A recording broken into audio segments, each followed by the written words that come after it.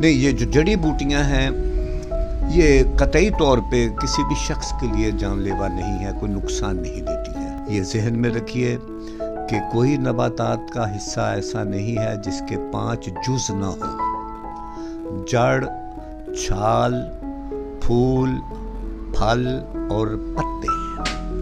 इसको पढ़ने के लिए मुख्तलिफ ममालिक का सफ़र भी किया, लोगों से मिला भी, सुना भी, समझा भी, किताबें भी पढ़ी। अस्सलाम वालेकुम नाज़रीन, मैं हूं आपका होस्ट मलिक साजिद अल्फियानी।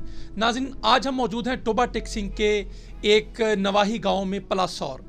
यहाँ पे एक पंसार की दुकान है और पंसारी बाबा हमारे साथ मौजूद हैं, जो कि बहुत ही खूबसूरत शायर भी हैं। इनके बेशुमार जो अशआर हैं वो ज़ुबान ज़द आम है। इनसे हम आज शायरी भी सुनेंगे और पंसारी ये जो एक दुकान बनाई बैठे हैं इधर, इसके हवाले से भी जानेंगे कि पंसार की जो शॉप है बेसिकली इसके अंदर कौन कौन सी जड़ी बूटियाँ इनके पास मौजूद हैं या कौन कौन सी अद्वियात ये लोग तैयार करते हैं, और पंसार की जो मेडिसिन्स हैं उससे कौन कौन सी ट्रीटमेंट ये लोग करते हैं। तो हमारे साथ मौजूद है हकीम मोहम्मद असद खान साहब। अस्सलाम वालेकुम।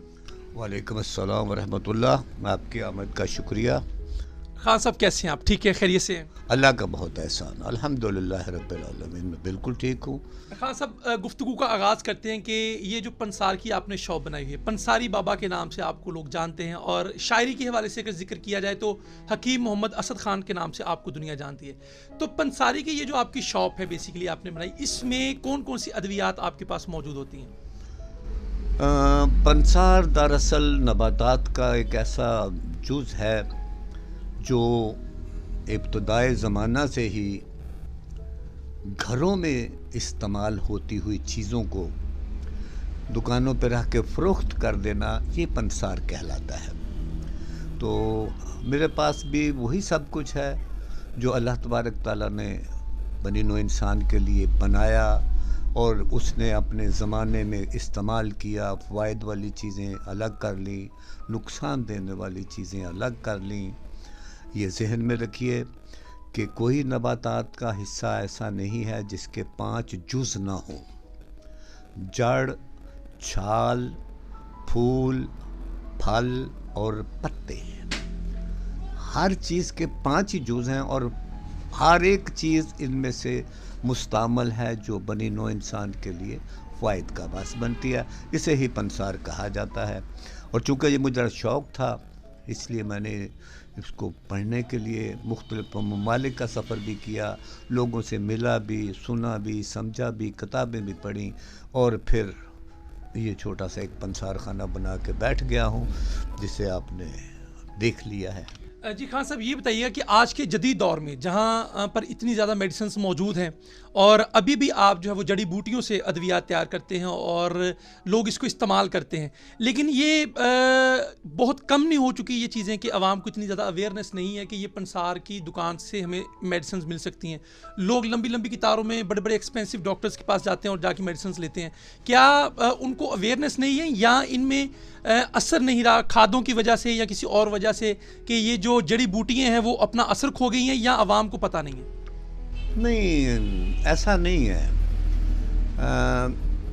हमारी तबीयतों में जो तेज़ी आ गई है उस तेज़ी की बुनियाद पे इन चीज़ों की कीमत और अहमियत कम होती जा रही है, क्योंकि हर शख्स जो सरासरी सर दर्द का मरीज़ होता है वो फौरी तौर पे इंस्टेंट कोई चीज़ लेने के लिए मार्केट में जाता है और एलोपैथिक या होम्योपैथिक की तरफ आता है। ये चीज़ें इंसानी सेहत के लिए चूँकि अल्लाह ने बनाई हैं कि ये इंसान इनसे सेहतयाब हो, थोड़ा सब्र आज़मा काम होता है। मसलन आप घर में काली मिर्च इस्तेमाल करते हैं, सौंफ इस्तेमाल करते हैं, मलट्ठी इस्तेमाल करते हैं।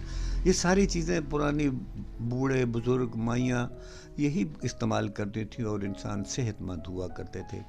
अभी ज़माना तरक्की कर गया है, तेज़ी आ गई है, अब थोड़ी सी तकलीफ़ होती है, पैसे भी वापर हैं अल्हम्दुलिल्लाह लोगों के पास, तो वो डॉक्टर के पास ही जाएंगे और ये चीज़ें ख़रीदने वही आएगा जिसे थोड़ा सा ख़ुद को पता है कि ये मेरे लिए ही अल्लाह ने बनाई है। वो आते हैं, अपनी चीज़ें ज़रूरत की लेके चले जाते हैं, पूछ लेते हैं, बता दिया जाता है, ना पूछे तो उनकी डिमांड पूरी कर दी जाती है।